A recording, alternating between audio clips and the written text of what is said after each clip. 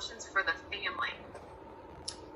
For students, for parents that choose not to have their child vaccinated, their option is to enroll their child in our City of Angels program.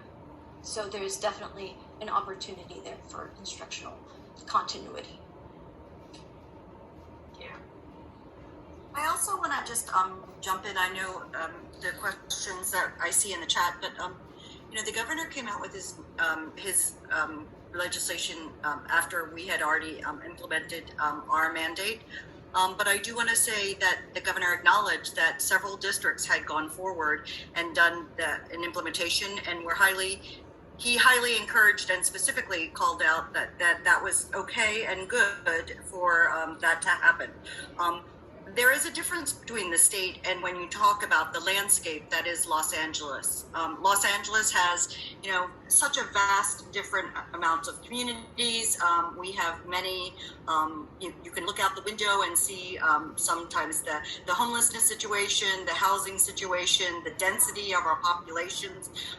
So viruses that are highly contagious affect us differently than other aspects of the state. And again, we have to be mindful for our own experiences and our group and our neighborhoods here and what we're trying to preserve as in-person school and keeping our community safe. And I think that goes to where the governor acknowledged and applauded those that were going forward and said that was perfectly fine. And there is no kind of funding or money coming back to the district for the vaccinations. That's just kind of silly, but what we're doing is based on the science from Stanford, our UCLA partners, Johns Hopkins, many of the doctors that we see here. We review all kinds of different medical, and we find the ones that have the strongest basis from CDC and other kinds of reputable sources, and that is what we use to make our decisions to follow. So just wanted to say, that's part of the rationale behind it, and I appreciate Elva Cortez and Frank Serrato and the other teams and the external partners that have come together to answer these questions as well. So thank you, Rabbi. Well, thank all of you. We are going to close just as we open with a little bit of prayer, and we're going to turn it over to Oliver the God.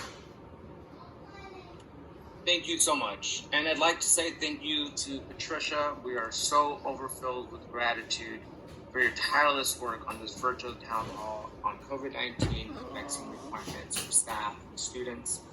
And we'd love to be able to give thanks to our hosts at LAUSD and the interim superintendent and the entire staff for helping us gather to learn from health experts and our faith leaders. Most of all, we recognize our students and families for being here.